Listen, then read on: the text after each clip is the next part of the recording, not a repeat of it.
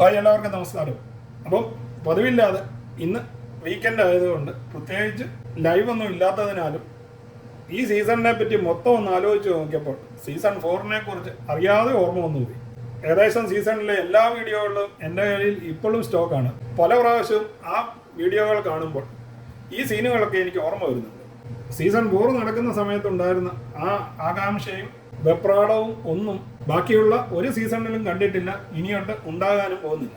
Season 6 ഇപ്പോൾ നടക്കുമ്പോൾ ഞാൻ അന്ന് സീസൺ 4 ഡോക്ടർ റോബിൻ്റെ പ്രകടനങ്ങളെക്കുറിച്ചായിരുന്നു ഓർക്കുന്നത്. അപ്പോൾ ഡോക്ടർ അന്ന് നടത്തിയ ആ പ്രകടനങ്ങളിലെ ഒരു വീഡിയോ സീൻ നമുക്കൊന്ന് കണ്ടു നോക്കാം.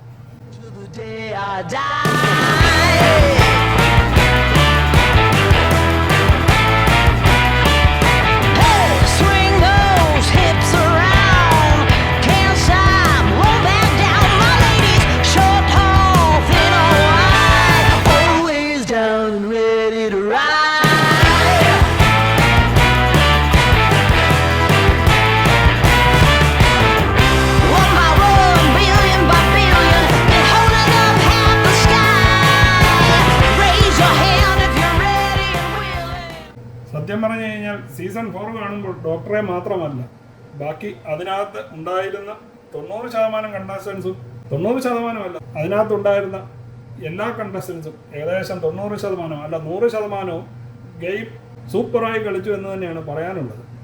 പ്രത്യേകിച്ച് ഡോക്ടറെ നമ്മൾ എടുത്തു പറയുമ്പോൾ തന്നെ ജാസ്മിൻ മൂസയെക്കുറിച്ചും ബ്ലസ്ലിയെക്കുറിച്ചും ദിൽഷയെക്കുറിച്ചും ഒന്നും മറന്നു പോകാൻ പറ്റത്തില്ല. കാരണം അവരൊക്കെ സീസൺ 4 ഏറ്റവും പ്രധാന ഘടകങ്ങൾ തന്നെയായിരുന്നു. ഡോക്ടറായിരുന്നു മെയിൻ എങ്കിലും.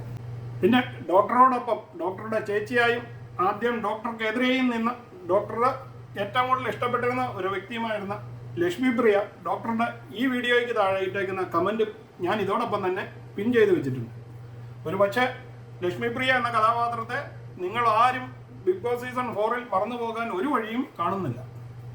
കാരണം ഒരു പ്രായമായ കണ്ടസ്റ്റൻസ് ബിഗ് ബോസ് ഹൗസിൽ വന്ന് കോളിളക്കം ഉണ്ടാക്കിയ ഏക ഒരു വ്യക്തിയാണ് ലക്ഷ്മി പ്രിയ. കാരണം സീസൺ 4 ബാക്കി എല്ലാവരോടും ഒപ്പം തന്നെ തൻ്റെതായ കഴിവുകൊണ്ട് ബിഗ് ബോസ് സീസൺ 4 പ്രധാന പങ്ക് വഹിച്ച ഒരു വ്യക്തി എന്ന നിലയിൽ ലക്ഷ്മി പ്രിയയും ജനങ്ങൾ പുറത്തിറങ്ങിയ ശേഷം ഏറ്റവും കൂടുതൽ ഇഷ്ടപ്പെട്ടിരുന്ന വ്യക്തികളിൽ ഒരാളായി മാറുകയായിരുന്നു ചെയ്തത്. അപ്പോൾ ഈ വീഡിയോ ഇഷ്ടപ്പെടുന്നവർ താഴെ ലൈക്ക് ചെയ്യാനും സബ്സ്ക്രൈബ് ചെയ്യാനും മറക്കാതിരിക്കുക. ഇതേക്കുറിച്ചുള്ള നിങ്ങളുടെ വിലയേറിയ അഭിപ്രായങ്ങൾ താഴെ കമൻറ്റായി രേഖപ്പെടുത്തുക. വീണ്ടും അടുത്തൊരു വീഡിയോയിൽ കാണുന്നതുവരെ നിങ്ങൾക്കെല്ലാവർക്കും ഗുഡ് ബൈ.